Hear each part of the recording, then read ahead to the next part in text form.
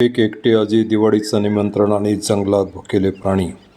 पण परत येताच आजीने अशी भन्नाट युक्ती केली की सिंह, कोल्हा आणि असं सगळेच फसले. चला पाहूया, चल रे भोपळ्या टुणूक टुणूक. एका सुंदर नदीच्या काठी असलेल्या छोट्याशा गावात एक म्हातारी आजी एकटी राहत होती. एक दिवशी जुना पोस्टमन तिच्या दारात आला. आजी, तुमच्यासाठी पत्र आलंय. आजीने पत्र उघडलं. ते तिच्या मुलीचं होतं. आई, दिवाळीसाठी नक्की ये. आजी खूप आनंदी झाली. दिवाळी जवळ आली. आजी मुलीकडे जायला जंगलातून निघाली. अचानक एक सिंह समोर आला. मी तुला खाणार. आजी शांतपणे म्हणाली, अरे सिंह, मी खूप बारीक आहे. मी मुलीकडे जाते. दिवाळीला खूप खाईन, परत येताना मला खा. सिंहाने तिला सोडून दिलं. आजी मुलीकडे पोहोचली. दोघींनी आनंदात दिवाळी साजरी केली. पण आजीच्या मनात भीती होती, परतीची चिंता होती. दिवाळी संपली. आजी उदास झाली.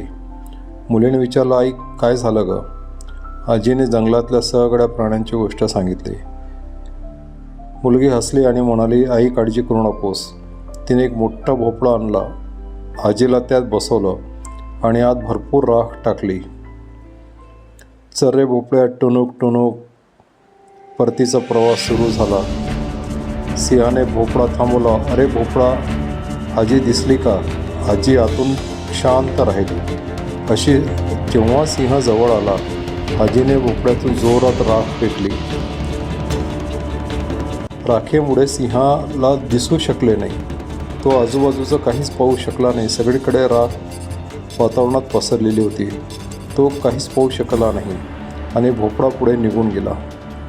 शेवटी भोपळा आजीच्या घरी पोहोचला. आजी बाहेर आली. ती मोठ्याने हसू लागली. माझ्या बुद्धीने मी सगळ्यांना हरवलं असं ती म्हणायला लागली.